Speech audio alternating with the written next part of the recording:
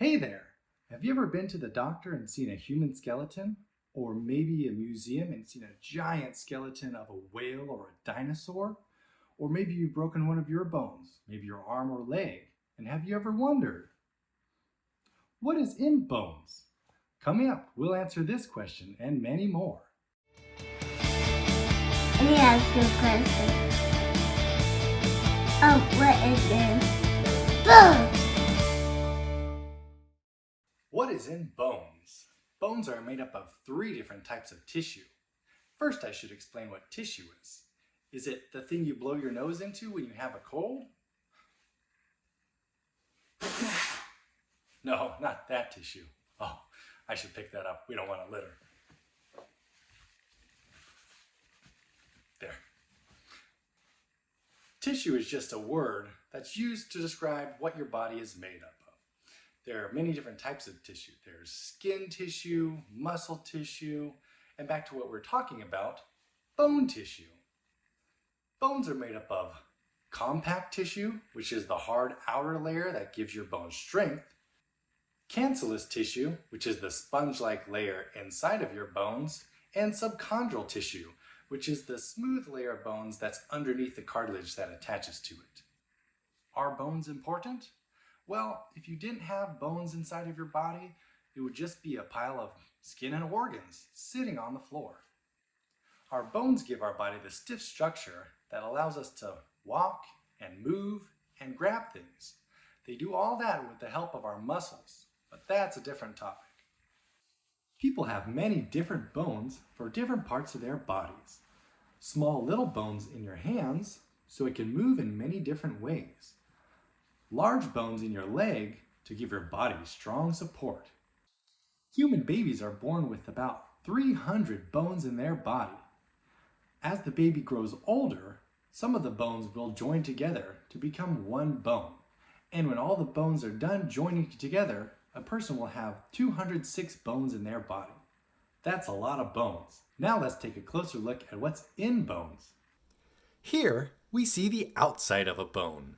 These gray areas of the bone are the subchondral tissue. This tissue is attached to the cartilage, which helps connect parts of the body together. This outer part of the bone here is the compact tissue. Hear that? This is the strong outer layer. Let's get down to the next layer.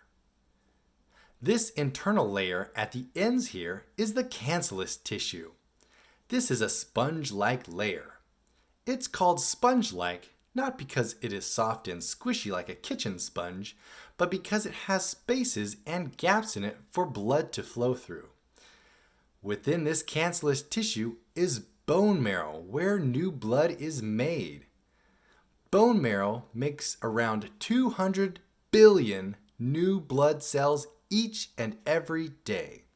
To help you visualize how many cells that is, if each cell was an inch long, it could reach from the Earth to the moon not once, not twice, but more than 13 times.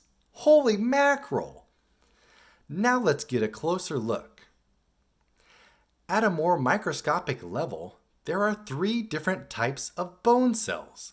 There are osteoblasts, osteocytes, and osteoclasts. Osteo means bone. Osteoblasts are cells that make new bone and help repair damage to bones. Osteocytes are cells that are mature and control the strength of bones depending on how much stress is applied to them. Osteoclasts are cells that break down bone and regulate the amount of calcium there is in your blood. Overall, most of your bone's structure is made up of collagen and calcium. These are the main ingredients in the making of bones. So there you have it. If someone asks you, what is in bone? You can tell them. Compact tissue, cancellous tissue, and subchondral tissue, or osteoblasts, osteocytes, and osteoclasts, or collagen and calcium. It's up to you. Thanks for watching. If you learned something, hit that thumbs up button. If you'd like to continue learning with me, hit the subscribe button and follow along as we keep asking the question, what is in